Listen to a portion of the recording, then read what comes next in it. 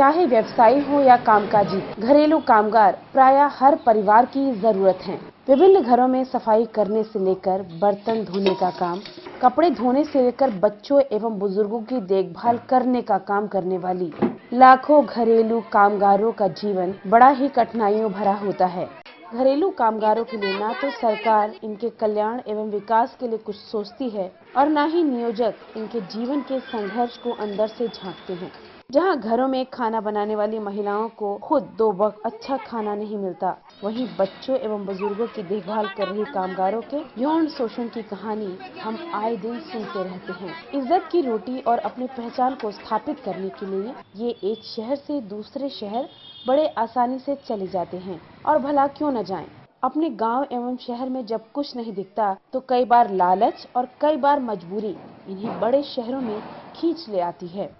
इनकी कानूनी कोई पहचान न होने के कारण इन्हें हर प्रकार का शोषण झेलना पड़ता है। ये घरेलू कामगार यदि किसी दिन किसी कारणवश काम पर नहीं जाती तो उस घर की साफ सफाई एवं खाना पीना अधूरा ही रह जाता है। इसके बावजूद भी नियोजक इन्हें महत्व नहीं देते। क्या हम पढ़े लिखे नहीं है तो हमें इसलिए बर्तन धोना पड़ते दूसरी के। अगर पढ़े लिखे होते तब कुछ और कर सकते थे।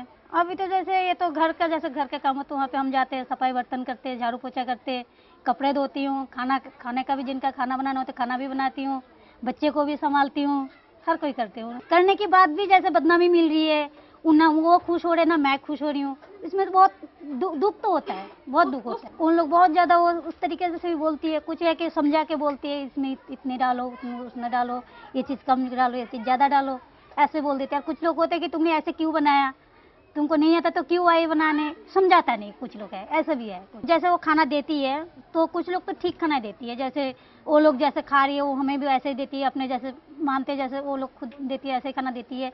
कुछ लोग है जो बस फ्रिज में पड़ा हुआ है, 2-3 दिन के पड़ा हुआ है, उसको अच्छा से फिर से गर्म करेगी या थोड़ा सा तेल डाल कर उसको फिर से बघारेगी, उसी को दे देती है।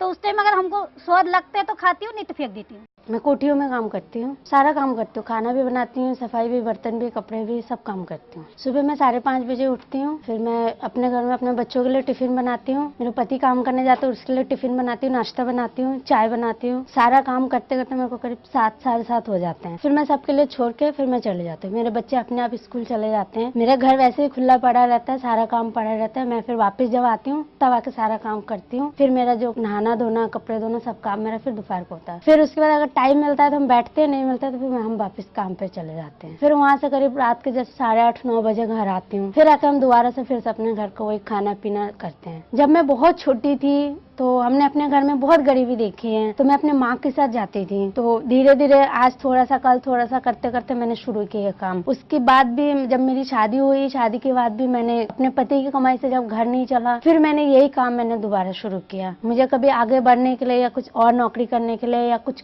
सीखने के लिए मुझे कभी मौका नहीं मिला या पढ़ने के लिए, तो मैं यही चल के अभी मैं अपने बच्चों को भी गुजारा मैं इसी में चलाती हूँ। लेकिन इसमें मुझे बहुत दिक्कत होती है, जैसे मैं अपने बच्चों को कभी मैं ढंग से नहीं पाल पाती हूँ, पैसे की खातिर बड़े स्कूल में मैं नहीं डाल पाती हूँ, या तो फिर काम जब करने जाती हूँ, छुट्टी करती हूँ, तबीयत खराब होती है तो उसके कारण हमें बातें सुनने मिलती हैं। कभी हमें निकाल भी दिया जाता है। ज्यादा छुट्टी इसलिए अगर हो, जैसे हम बीमार पड़ जाते हैं तो उसमें फिर छुट्टी हो जाती है तो फिर वो लोग छुड़ा देते हैं। जैसे हम 5 घर में काम करते हैं तो 2 घर में हमको बहुत इज्जत जैसे दी जाती है तो 3 घर में हमें नहीं मिलती, बहुत कम ऐसा होता है। कुछ घरों में ऐसा होता है कि टूटे हुए गिलास पकड़ा देते हैं कि इसमें पानी पियो, नल का पानी देते हैं, तो जो कि हम लोग अपने घर में भी आजकल पानी बहुत मुश्किल से यूज कर पाते हैं, या तो कोई टूटे बर्तन में खाना खिलाते हैं, कुछ लोग अच्छे में देते हैं। तो इस तरीके से होता है। कोई 50 रुपए या 100 रुपए बढ़ाते हैं, लेकिन अपने मर्जी से नहीं बढ़ाते हैं। बोलना पड़ता है तब जाकर फिर बोलते हैं कि हमारा तो ऑफिस में पैसा नहीं बढ़ा, हम तुम्हारे पैसे कैसे बढ़ा दें, ऐसा मुंह पे बोल देते हैं। पहचान के लिए दिल्ली में जैसा है, सबसे पहले वो मकान मालिक का प्रूफ मांगते हैं कि बिजली का बिल लाओ,